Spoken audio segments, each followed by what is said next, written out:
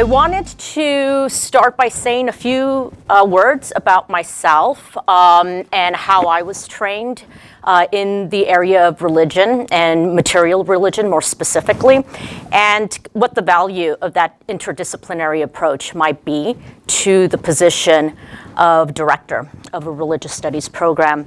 And I also wanted to kind of assess where we are at the moment, especially with our two recent hires, which we're very excited about, and also lay out a very kind of brief sketch of a vision of what this program might become. So, as mentioned in the introduction, I have a BA in anthropology, but more than that, within anthropology, my focus was pre-Columbian cultures and religious practice amongst those cultures, specifically the Aztecs and the Maya.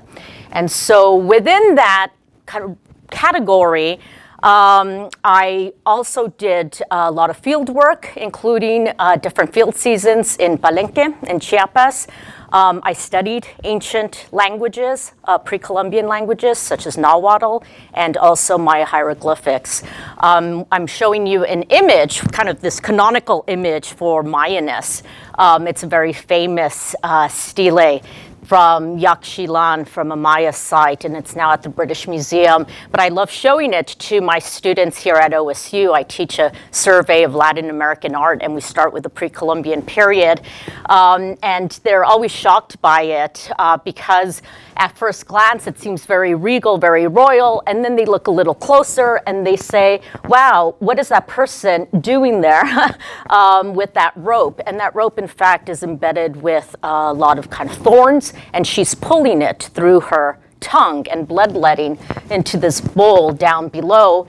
And an ancestor is kind of overlooking her doing this. She's a queen, and this is one of the rites of passage, essentially, for Maya royalty. And she is the consort of a king and the mother of a future king as well. And so after my studies at Yale, I took a little time off and I worked for the Art Institute of Chicago. I had a fellowship that was funded by the MacArthur Foundation. So I curated a show on pre-Columbian art, specifically looking at Maya vases. So we didn't have a huge budget, but I was able to borrow some things from the Princeton University Art Gallery and some other material from local collections in Chicago, and also use the Art Institute's own collection. So that was my first kind of curatorial foray, which I really enjoyed. It also convinced me that I wanted to study religion and religious practices more through this kind of material cultural perspective as well, probably one that's better suited to art history, in fact, than anthropology. So with that, I went to Austin, did my MA. I wanted to be Indiana Jones and be this kind of famous epigrapher. So I studied with a great linguist there, Linda Sheely, in the art history program, and that was really wonderful. But I also, for fun, took a lot of classics courses, and I really enjoyed those courses. And I think throughout my kind of tenure there, I started thinking about ways that I could maybe unite my passion for American art, ancient American art, with the classical world. I ended up being so enamored with the classics that before going to Chicago for my PhD, I went to study with Mary Beard at Cambridge, and that was really fantastic, phenomenal, and I did Roman art. I like the contrast between these two. Marcus Aurelius being very pious on the right in an act of sacrifice or getting ready for sacrifice, and of course another kind of viewpoint or vantage point of sacrifice on the left side as well. So one of the things I did at Cambridge that I enjoyed was to get really into the sources for late antiquity, because I think, I also teach the classical art course here, and I always tell students, I think this is the point, the period where things get really interesting, actually. And unfortunately, most kind of Roman art courses kind of stop too soon, I think, right? Constantine, we're just asking these huge kind of big idea questions about religion specifically. So I tend to end my classical art course in the 6th century with Justinian, so that we could ask some of those questions. How does the Roman Empire get Christianized, and how does Christianity kind of come to be using the iconography and the delineation of kind of classical elite culture as well. So I'm showing you an image of Hagia Sophia, which I'll return to when I talk about my vision for this program.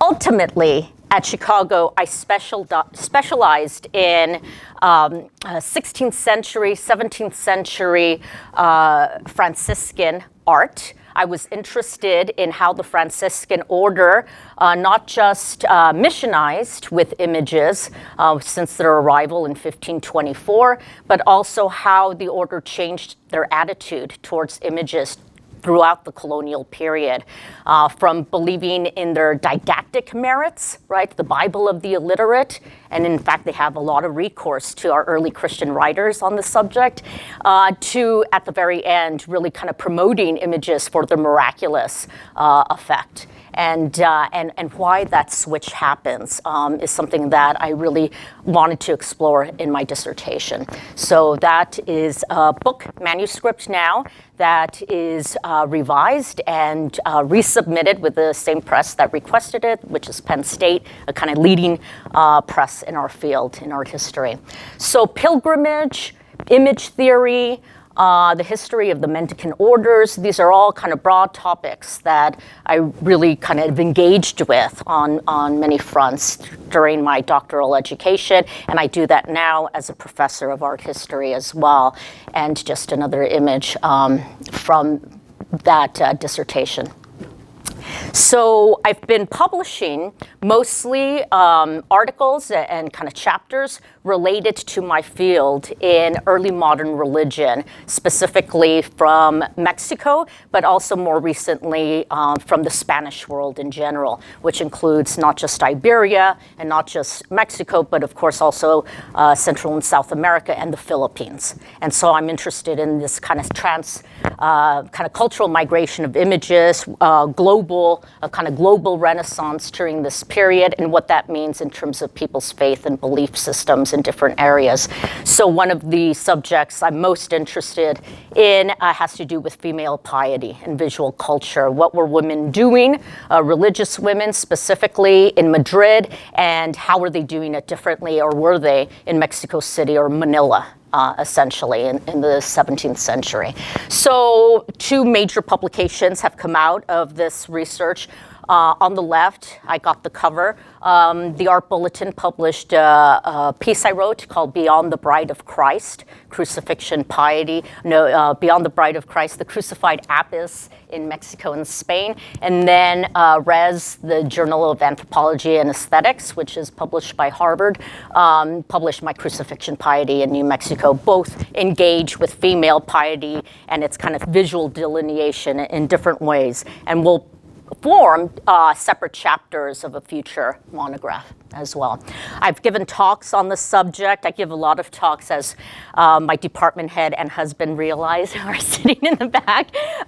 So a couple that I've really enjoyed, past talks. One was for the Graduate Theological Union at Berkeley. I feel as home at a kind of GTU setting as I do in an art history conference, essentially. And in fact, I really relish when there's a room full of people who study religion specifically, because that's when you could get into the nitty-gritty of things and not have to do a lot of explaining. And on the right is a talk I just gave last week at UTRGV, the campus, UT campus in Rio Grande Valley, talking about gender piety and the colonial archive. But again, the talks were informed by this interest in female piety and visual culture.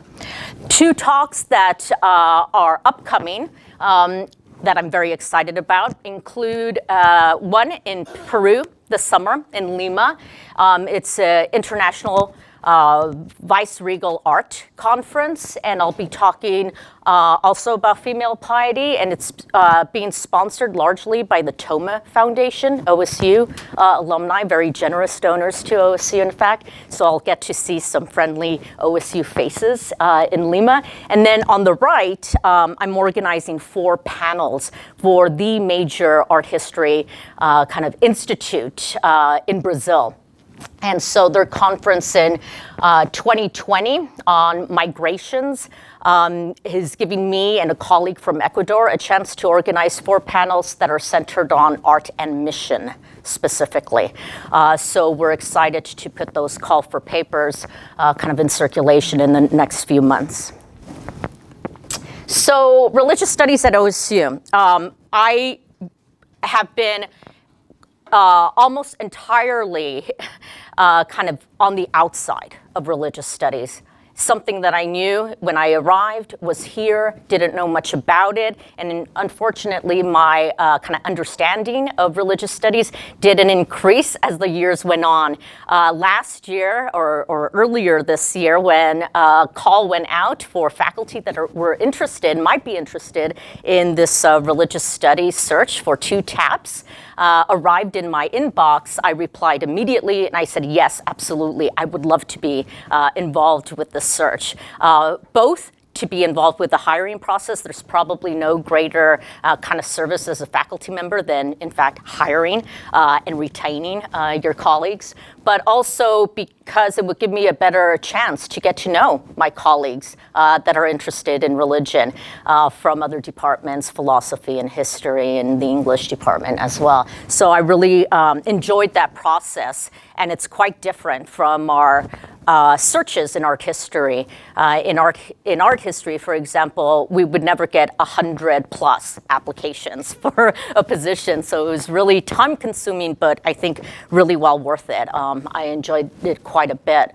And one thing that kind of has encouraged me since then is that even though religious studies is kind of in this process of reformation, that colleagues are very invested in it. We all have high hopes for what religious studies might be at OSU as a kind of great interdisciplinary platform, and also as a draw for our students who are clearly interested in it as well. So I'm excited with the 2 new hires, Matt Bereda and Jin Young Kim. I think they both offer a very different kind of sets of knowledge, and that's wonderful.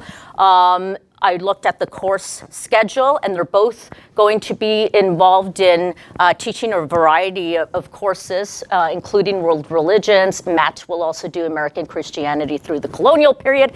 Probably not the course I would have chosen for him. I would have probably preferred him to do classical Christian writing. I think he would be awesome doing that, and I would probably have had Jin Young Kim teach a kind of gospel writer course or kind of early Christian course. The course groupings eventually, I foresee with the addition of more faculty and kind of formalizing affiliated faculty in our program, I could foresee breaking up the courses into 3 main categories or major categories. One would be comparative religion and kind of questions of ethics and metaphysics. Another one would be a survey category. So you could do a course, for example, on Islam, or you could do a course on Christianity and the history of Christianity, for instance, or the world religion course. Another one would be kind of specialized topics, maybe for the student that feels comfortable enough to take a course on Paul's letters, right? Something of that sort. And so one of the central elements, I think, to a healthy program, even one that's not yet a department per se or offers a major, is to kind of foresee what future hires might look like. Perhaps a postdoctoral fellow, because they always tend to energize and really capitalize on that extent energy of a new program. And also, I think one needs to think seriously about tenure track faculty lines as well for a robust program to happen. Lectureships. The Religious Studies website lists lectureship, and of course we know it as the Conversates Kate lecture, the International Lectureship in the Humanities, Society, and Religion. Most of us have gone to these lectures. They're dynamic. I don't know who was at the Cobb lecture this year that our colleague, Dr. Carlson, organized. Fantastic, brilliant, and we all get very enthused by these visiting scholars who share their work with us, and I wish we could have more of that, in fact. So maybe something like an OSU seminar in religious studies, where faculty in religious studies could meet 2 times a semester and pre-circulate writing that would be of interest to the folks that are organizing it on that given occasion. Maybe the organizers would like to invite in a speaker to come to lead that seminar on that occasion, or maybe they want to lead the seminar themselves, something that's very flexible. An endowed speaker series, something more formalized and regular and maybe kind of more demanding financially, hence the endowed part, would be also a brilliant addition and something that really kind of enlivens the program. A study abroad opportunity in religious studies, I think, is incredibly unique, and we should be taking advantage of it, because it's not just let's go to Paris, or let's go to Rome and see the same old museums. You could do something in religious studies, for example, called Holy Lands, with an S, plural, right? That rotates. And so one year it's Jerusalem.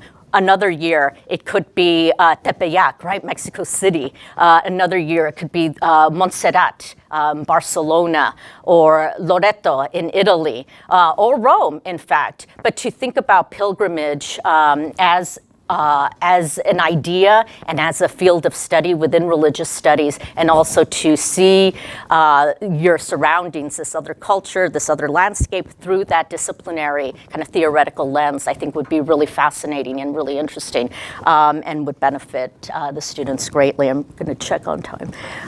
So I wanted to not take up all the time so that we could have some room for discussion. And I just wanted to say that one of the things that I bring to this position is not just training, but a very interdisciplinary training to the study of religion.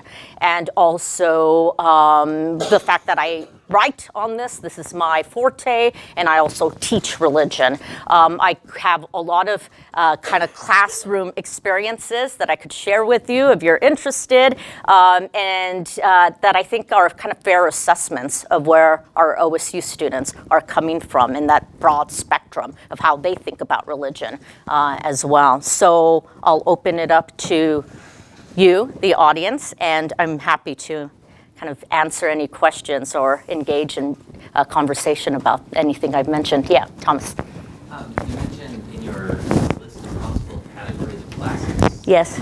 Imagine a broad sort of comparative classes. I was wondering how narrowly do you mean that, or how broadly do you mean that? Are you appealing to, of course, comparative religion was a particular intellectual agenda of the early 20th century. Yep. I think of Eliade. Exactly. Of his particular approach, or are you thinking about that? Yeah, I actually was thinking about something that specific, but maybe not starting on that kind of specific foot immediately with a minor. But eventually, with a major, yeah, I think that one could be kind of that grounded in the original definition of comparative religion. Yeah. So I have kind of a two-pronged question about sort of how you envision the minor going forward and maybe curricular growth. So first, do you see any existing sort of gaps or areas for growth in the curriculum? And then second, are there any other ways that you would seek to kind of enhance the student experience who get involved in religious studies? There are only gaps at the moment, I think, right? We have a barely kind of skeletal framework of a program at the moment. And so it would be not just kind of filling in gaps, but also defining the field and being as kind of broad as possible, I think. I'm interested in how religious studies could intersect already with strengths at OSU as well. We have a very strong art history faculty. It's a shame that we don't do more, in fact, with religious studies and think about the materiality of religion and religious practice in a kind of formal, cohesive way. We have a very strong Native American program. We should be having those conversations with indigeneity, ecology, and faith that would make sense at a place like OSU, for instance. Sacred music. More programming with not just the music department, but in the future, hopefully, with the OSU Museum of Art as well. I think that it's about the curriculum, absolutely, but it's also about these kind of greater extracurricular engagement possibilities. Sure. Yeah. I'm intrigued by the varieties of, shall we say, religious data that you deal with, and I'm especially interested in what you said about teaching, in effect, religion. Let's stay with abstract religious data. And I'm wondering here at OSU, when you do that in your courses, what kind of acceptance or resistance have you found? Where we are concerned about the way that our students here in Oklahoma, there's the business of the believers and those who are not so, shall we say, fundamentalist in their understandings. So here at OSU, what has it been like to teach some of the religious studies aspects? Right, so we have a broad spectrum of students, and some students who on their own or through a kind of formalized group at their church have been studying religion quite closely, and I would love to have more of those students actually in my class. The majority of the students I have probably identify as being religious in my course, but know very little about religion. And I'm always shocked by this because, I feel that while OSU is a secular university, it would be nice to have a mandatory religious studies course for all students to take. And it would probably do them a wealth of good in many courses and not just my art history course.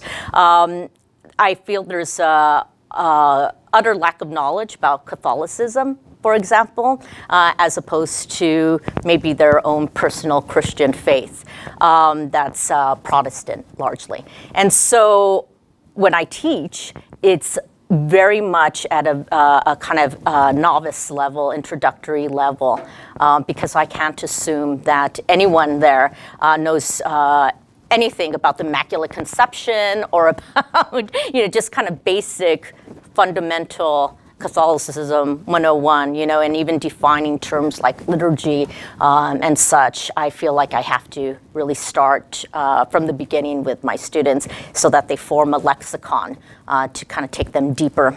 So I've had students who have said to me, I had no idea that Catholics were Christians too. And it's like, wow, I'm glad you took my course. That's awesome. Whereas I've had others that are incredibly good, incredibly gifted, and that really want to engage with the study of religion per se.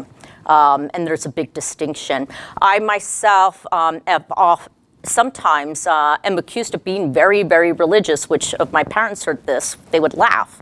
But I think that's the assumption with students is she's so passionate about, discussing whether it's pre-Columbian religious practice or Franciscan missionary campaigns. She's so passionate about it, she must be really religious, and during office hours, I'll get sometimes questions to that effect, and I'll always have to kind of kindly correct them without shocking them. That in fact, I don't go to church every week, although I go to many churches a year. I don't go to church on Sundays. So I think one has to kind of start at the beginning with the majority of our students, essentially, especially with the kind of formalized study of religion and what that is as a field.